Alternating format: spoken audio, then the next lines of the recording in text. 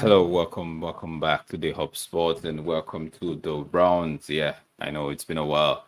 It's just been very busy lately. But I did say once the season starts, I'm gonna see how I get on the runs as much as possible. Yep, big up everybody that's joined in. Please don't forget to like, don't forget to comment in the comment section below, and also don't forget to subscribe if you haven't done so. Thank you so much for the kind souls that's gonna like this video, and thank you so much for the kind souls that have subscribed to this channel. Let us get on the road. Today it's not gonna be a long one. It's just gonna be pretty much straightforward. This the round. Just gonna touch upon a few things that's been happening, has been making the round so far. This Monday. So first we're gonna start off with the ban for the likes of Bento Core, Darwin Nunez, and the likes. So it's been said that the Bento Core, Darwin Nunez actually, remember the Copa America game between Darwin Nunez, Uruguay, and what's what's this club's name now? Colombia, right? Where Colombia edged Uruguay in a 1-0 victory to get into the finals of the Copa America.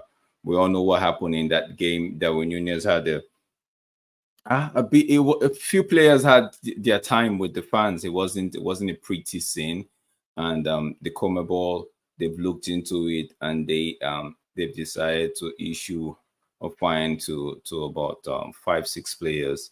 Nunez and Bentancur of Tottenham were part of those some of the recipients in that ban, in that penalties that was dished out. So for Nunez himself, it was said that because he was seen physically confronting the Colombian fans in the stand after the final whistle of the Copa America, the player has been fined $20,000, which is about £15,145. So the South American football governing body also issued a statement on Wednesday stating that 5 players have been banned. Darwin Nunez and 11 fined including Darwin Nunez and another 11 that were fined for part of their altercation in that I like to call it a showdown with the fans, right? Also, for those people that actually were in recipient of that ban, as well the fine, Tottenham midfielder Bentancur, he's got 4 games ban. Darwin Nunez got 5. Napoli defender Matthias Oliveira got 3, as well as Atletico Madrid Jose Maria Jimenez, and Barcelona's Ronald Araujo. They all got 3-match ban. So what's the implication of this? There's gonna be some qualifiers and some during now September. We all know what's gonna happen in September for the international break. So it's obvious. Marcelo Bielsa, the head coach of Uruguay, will not be having the players of like Bentancur, Araujo, and Darwin Nunez as well. So it is what it is. He's been handed a 5-match ban, and but I think Uruguay, they've got enough players to edge, but to at least make it through that qualifying the qualifying round. So they've got their first game is against Paraguay. So Nunez, we actually missed that one. So next on the list would be Chelsea's hunt for a striker. So Chelsea is still looking for striker, and I think they still got their eyes on Victor Osimhen, who has been reported that he's not backing down. He's not going to back down on his pay, right? So it's going to be, he's not taking a wage cut. So whoever wants to get his service would have to meet him, or either you meet him at current wage that he's earning at Napoli, or you give him something better than that. But he has said he's not taking a wage cut. Reporter having it that Al Ahly actually in Napoli to actually Naples, or where they call it Italy, to discuss with the Nigerian striker and his team to actually his entourage to actually find a solution on that front. He's been offered, think about 30. He's been offered about 30 million euros, bro, for 4 years. Yeah, 30 million euros for another 4 years. That's crazy. That's good money for in my opinion. 30 million euros per year on a 4-year contract. 30 million euros per year on a 4 year contract. Bro, that's a lot of money, bro. That's a lot of money. That's a lot of money. They are willing to make a bid of 70 million to Napoli for his service. So it all boils down to if Victor Osimhen wants to actually go play in the Saudi Arabian league. For me, he's still young. He's something that I believe he can do. He's still very young. He can go maybe, and there's a catch where there's going to be a release clause for him. So there's going to be a release clause. So it's not a situation where if somebody comes in and he decides to want to move from the Saudi Arabian league, he's going to be bound by contract. They're going to insert a release clause, which I believe, according to the report, is what Osimhen actually wants, right? But that we have to wait and see how that one unfolds. Chelsea has to keep an eye on Ivan Toney, who also has got suitors from Saudi Arabia, but I believe he's waiting to see what happens. That one is going to go down to the last day. He's waiting to see what happens with the Chelsea situation with Osimhen and all of that before he actually makes a final concrete move as to going to Saudi Arabia or not. But we'll all see what Chelsea will make. For me, I feel like Chelsea just need a quality striker. So if they've got the money, I know they have the thing with Sterling, but if they've got the money, I believe they should just do it. But you know how it is. They have to balance the book. There has to be some outgoing, and before, I think at this stage, there has to be some serious outgoing, clearing out some wages to get the likes of Victor Osimhen on that one. So we'd have to wait and see how that one unfolds. Now we're gonna move next on the list is the Carabao Cup. Yesterday there was a few games played. Premiership side, I would say, because the second round actually started on Tuesday.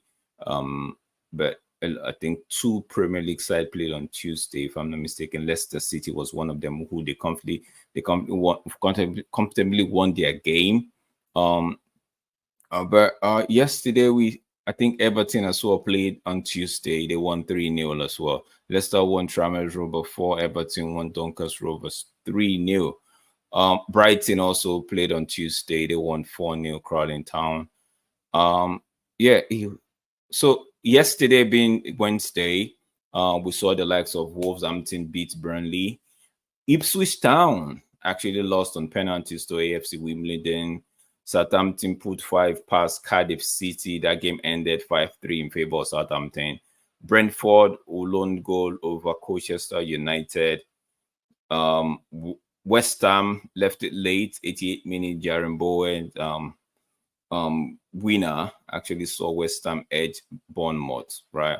Then Nottingham Forest, Newcastle United, where Tonali actually came back after his long stem-on ban as a result of the betting scandal or betting penalty he was facing. So that 10 months ban. So he was back. I did watch that game. He actually was a bit though a little bit much rusty, but you could see he was a bright spark yesterday for Newcastle. Although I felt like they should have won that game in regular time, but Forest were no pushovers. Their game actually went to penalties, which Forest lost.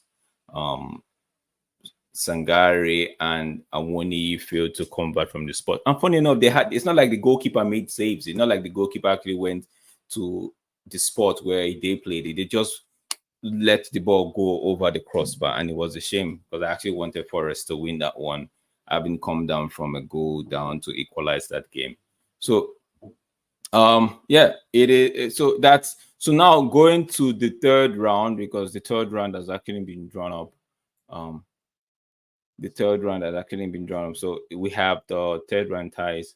We have Liverpool will play host to West Ham United. Man City takes on Watford. Arsenal plays Bolton. United, they are home to Barnsley. Aston Villa plays Wycombe. Tottenham plays Coventry. Leicester will see Warsaw. Leicester will go away to Warsaw. Fulham plays Preston, Everton, and Southampton lock horns on that one. Crystal Palace play QPR. Brighton, they take on Wolves. Then there's an easy one for Newcastle away to Wimbledon, and Chelsea hosts Barrow. So those games would be played, I believe, the weekend of I think September. I think September 20, if I'm not mistaken, September 17. Yeah, that week, Tuesday, September 17, and 18th, I believe. So we'll see how that one goes. So I will be here to give you, or we might even do a watch along for that one, for the United Barnsley one. Now, moving next to Arsenal. Yeah, Arsenal in the hunt for a backup goalkeeper to Raya. It was reported yesterday that what's his name? Aaron Ramsdale has completed his move to Southampton for £25 million. Move to Southampton. So Arsenal are in the market for a backup goalkeeper, and it's no other person than Joan Garcia, the Espanyol goalkeeper. I think the Espanyol, he was in the World Cup, but he didn't get no minute. So so they're looking for to see make a move for that goalkeeper, and just finalize that one. At least now that Ramsey it's out of the door, they've got some money to go make that signing as quick as possible before the transfer window ends tomorrow. It shuts tomorrow. Yep. Now, leaving that one, we're going to go to United, where we still have the Jadon Sancho saga. I tend to call it a saga, but it's not much of a saga. It's just much of we're just wanting to get clarity on whether he stays or he goes. I know the Ineos team, they are working behind the scene to make sure that they get a very good deal for all parties involved. Chelsea are still in the wings, but it is Juventus who has actually agreed that they're coming up with a loan and an option to buy, but United wants an obligation, not just an option to buy. United wants an obligation to buy. So it's a case of you loan him now, and you must buy him. But Juventus are still, I don't know. I don't think Juventus have agreed on the terms. What I know is they've agreed on the loan with an option to buy. But United actually wants the deal to be an obligation, not an option to buy. So we would wait and see if Juventus will agree to United's terms, and at least everybody should be happy. I, for one, all of the saga around all of the drama around Jadon Sancho, I just want it to end. If it means the man has to leave the football club and go get game time elsewhere, and everybody will stop talking about it, so be it, right? Because for me, I feel like if we sell Jadon Sancho, it makes us light in terms of the wingers option, right? Because Rashford is not cutting it out for me at the moment. And we cannot solely depend on Garnacho and Ahmad. Anthony, I hope he comes good this season. I have it strong. I'm just going to hope it and believe he comes good this season. But after those four, there's nothing left. We have Zexi, we have Rasmus, both up front. A case for Bruno or Mount playing off the wing, but that's not where I really want to see them play. So for me, if we sell Sancho, fine. If we don't, I just hope he gets game time. I just hope my manager give him the game time. And I hope Sancho just puts his ego aside and actually work for the football club like he claims he wants to do.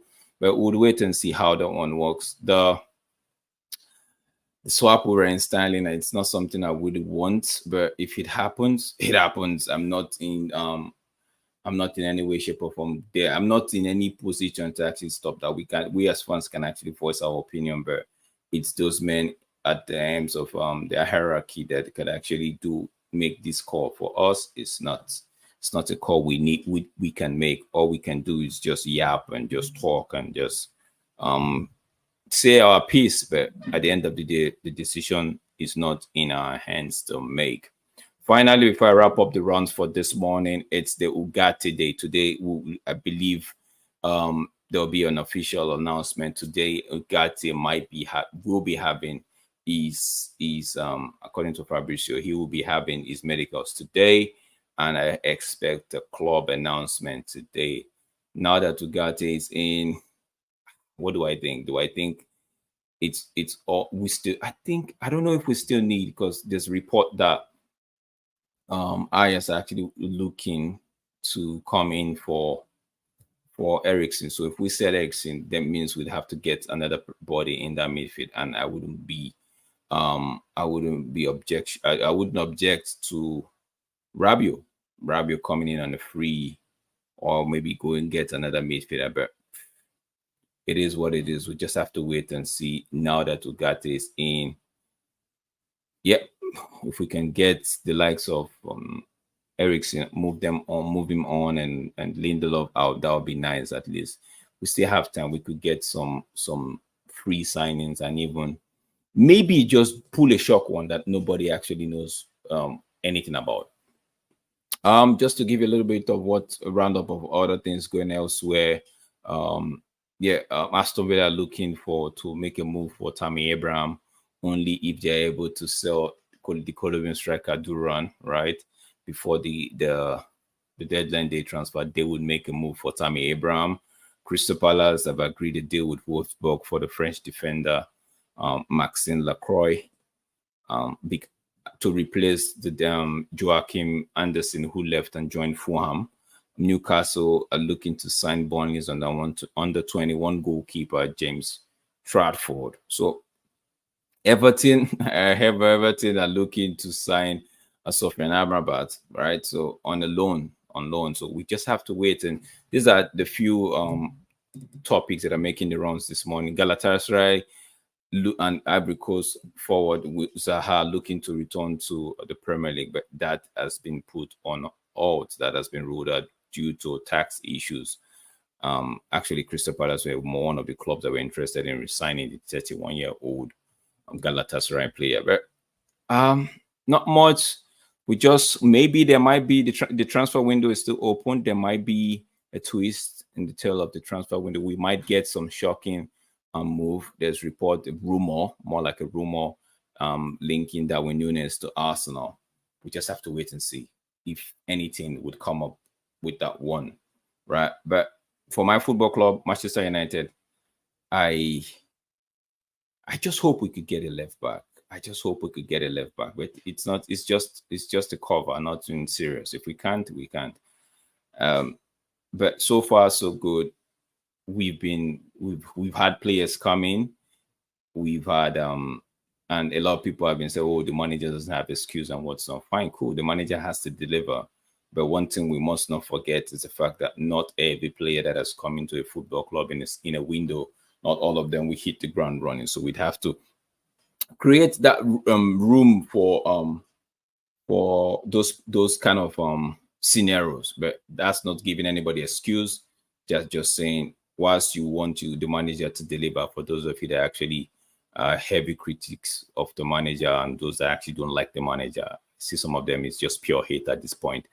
But yeah, it's just you just have to keep that concern that not every transfer would be a 10 out of 10.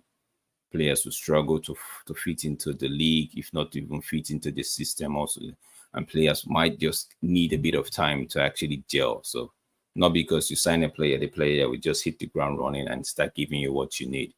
It's not gonna happen that way. For some, it might. For not every signing.